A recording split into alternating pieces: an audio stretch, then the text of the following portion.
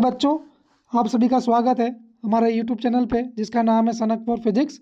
और आज हम देखेंगे कि 2s पूरक की सहायता से कैसे दो द्विआधारी संख्याओं को घटाया जाता है।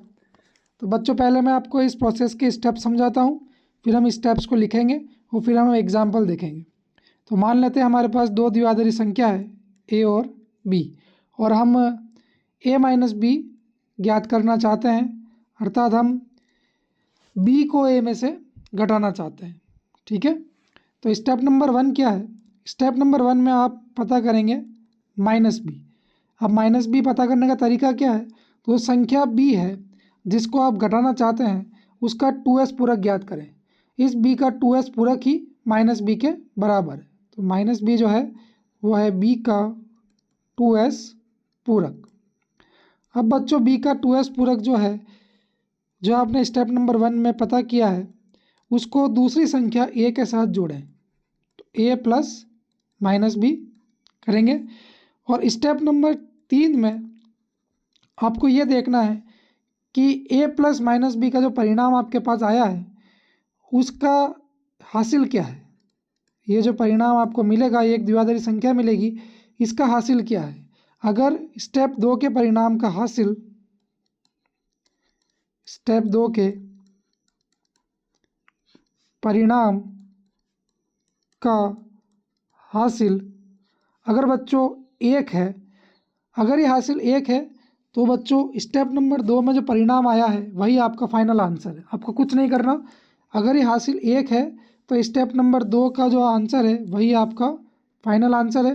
तो मैं यहाँ इसको लिख देता हूँ कि यदि यह हासिल 1 है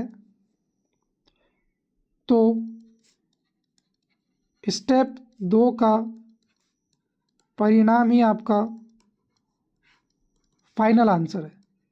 ठीक है बच्चों, आपको कुछ भी आगे नहीं करना।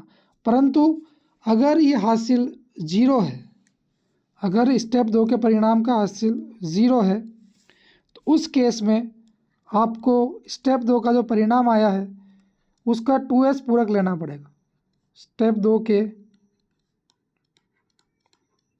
परिणाम का 2s पूरक लेंगे और स्टेप 2 के परिणाम का 2s पूरक ही a माइनस बी के बराबर होगा। ठीक है बच्चों, तो ये इसके स्टेप्स है। सबसे पहले जिस संख्या को घटाना चाहते हैं उसका 2s पूरक ज्ञात करें, उसे दूसरी संख्या में जोड़ें। फिर स्टेप नंबर 3 में स्टेप 2 के हासिल को देखें, हासिल के अनुसार डिसाइड करें कि आपका फाइनल आंसर क्या होगा। तो इसको आप लिख भी लें, ये स्टेप्स मैंने डिटेल में लिखी है, इसको पॉज करें और नोट कर लें। अगले लेक्चर में हम इसका एग्जाम्पल देखेंगे जिसमें हम दो द्विआधारी संख्याओं को 2s पूरक की सहायता से घटाएंगे।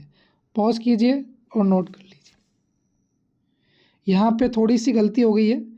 यहाँ पे हमने गलती से स्टेप 1 में 1s पूरक को दूसरी संख्या में जोड़ें, तो ये 1s पूरक को हटाएंगे यहाँ से और यहाँ हम लिखेंगे 2s पूरक।